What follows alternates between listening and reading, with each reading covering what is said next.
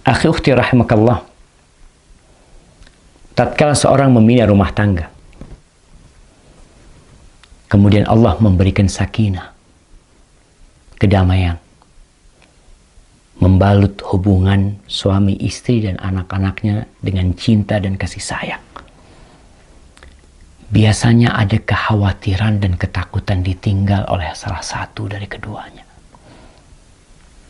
Istri biasanya yang takut kehilangan suaminya, takut ditinggal sama suaminya, tinggal mati, tinggal kawin lagi, tinggal kabur.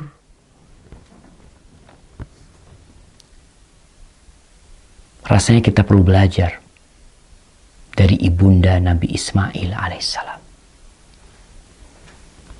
Tatkala Nabi Ibrahim alaihissalam menikahin Hajar, akhirnya Sarah, istri pertama Nabi Ibrahim, cemburu. Setelah punya anak yang bernama Ismail, akhirnya Nabi Ismail membawa istrinya Sarah, ibunda Nabi Ismail, dibawa kemana? Dibawa ke Mekah dari Palestina sana, berangkat ke Mekah. Dalam kondisi Nabi Ismail masih sedang dalam susuan, ditaruh di dekat Baitullah. Di situ ada pohon, namanya pohon Doha. Kalau kita tahu ibu kota Qatar, Doha, itu nama pohon tuh. Ada pohon Doha di situ yang letaknya di dekat air Zam-Zam, di tempat yang agak tinggi dari Masjidil Haram sana. Taruh di sana, kasih air, kasih makanan, dan di Mekah tidak ada seorang pun yang ada di sana. Lembah kosong, tidak berpenduduk. Bukan tidak berpenduduk, tidak bertanaman, tidak ada tumbuhan yang bisa dimakan di sana. Taruh di sana. Lalu Ibrahim pergi. Nabi Ibrahim pergi meninggalkan keduanya. Ketika Nabi Ibrahim pergi, diikutin sama Hajar. Fatabi'athu ummu Ismail. Ini hadis dalam riwayat Bukhari. Ibunda Nabi Ismail ikut. Berkata, "Ya Ibrahim, aina tadhhab wa tatrukuna bi hadzal wadi alladhi laysa fihi insun wala syai." Wahai Ibrahim, kemana kamu mau pergi? Kamu meninggalkan kami di tempat ini, di lembah yang di situ tidak ada manusia dan tidak ada sesuatu apapun di sini. Nabi Ibrahim berdiam, tidak menjawab dan tidak menoleh. Menjawab tidak, menoleh tidak. Di sini Hajar sadar, mungkin pertanyaan dia yang salah. Para istri kadangkala salah bertanya kepada suami, sehingga terjadi perang di dalam rumah. Nabi Ibrahim tidak menjawab, dan Sarah kemudian dan Hajar kemudian mengatakan, Allahu amaraka bihadza. Dirubah pertanyaannya.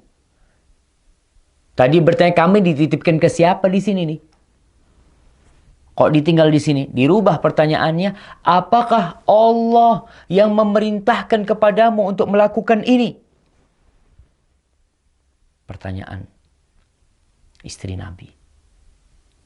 Kata Nabi Ibrahim, na'am, iya. Idzan la yudayyi'una. Kalau seperti itu, Allah tidak akan melantarkan kami. Sudah, kau berangkat. Pulang nih. Hajar berangkat ke tempat dia meletakkan Nabi Ismail. Nabi Ibrahim terus pergi sampai ketika sudah tidak kelihatan oleh Hajar. Nabi Ibrahim menghadap ke kiblat. Kemudian berdoa. Mengangkat tangannya mengatakan, Rabbana inni askantu min dzurriyyati biwadin ghairi dhi zar'in inda baitikal muharram Rabbana liyuqimus salah faj'al af'idatan minan nasi tahwi ilaihim warzuqhum minas thamarat la'allahum yashkurun. Di surat Ibrahim ayat 37. Wahai Rabb kami, bapak berat meninggalkan istrinya, tapi itu perintah yang harus dilaksanakan. Kita kalau ngelihat kadangkala ada orang pegawai negeri dimutasi kemana, dimutasi ke tengah hutan, tinggal istrinya, dia berangkat. Karena itu perintah atasannya. Karena itu kontrak kerja dia harus siap.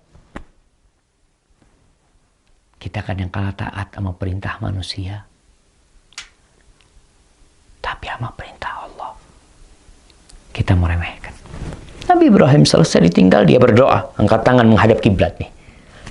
Dianjurkan berdoa angkat kiblat dan angkat tangan menghadap kiblat. Wahai Rabb kami, sesungguhnya aku meletakkan dari anak keturunanku di sebuah lembah yang tidak tumbuh tanaman di situ, di sisi Baitukal Muharram. Ya Allah, jadikan mereka orang-orang yang mendirikan sholat. Jadikan sebagian hati manusia condong ke tempat ini. Karena harus ada kehidupan di sini. Ada rumahmu di situ. Dan berikan rezeki kepada mereka dari buah-buahan. Bayangkan, Nabi Ibrahim berdoa minta buah-buahan di lembah yang kering kerontang. Itu keyakinan seorang muslim.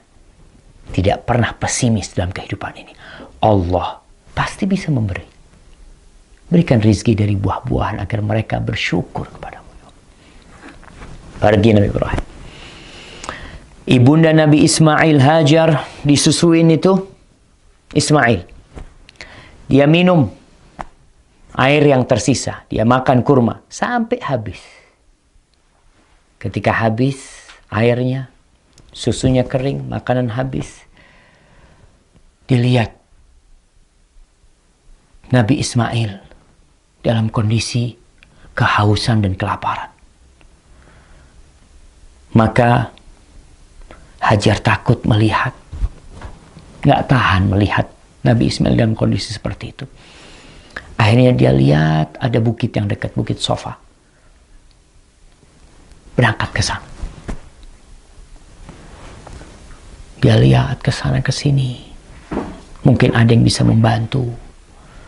Dia lari lagi. Agak keras larinya ketika sampai perut lembah. Berangkat ke Marwa sampai 7 kali. Ketika 7 kali, yang itu sa'inya orang sekarang. Kita kalau sa'i itu adalah mengenang bagaimana perjuangan seorang ibu yang ditinggal oleh suaminya. Tidak boleh berhenti berjuang. Tetap Allah bisa memberikan rezeki dengan kun, tapi tetap harus ada perjuangan. Akhirnya setelah sampai di Marwa, dia mendengar suara. Maka dia mengatakan, "Sain, turidu nafsah." Coba dengar ini, ada apa nih? Dia berusaha untuk mendengar suara yang terdengar oleh telinganya. Lalu berkata ibunda Nabi Ismail, "Qad asma'ta in kana 'indaka ghiwath." Aku sudah dengar nih, engkau telah membuat aku dengar. Kalau engkau bisa membantu, ya bantu. Ternyata dia melihat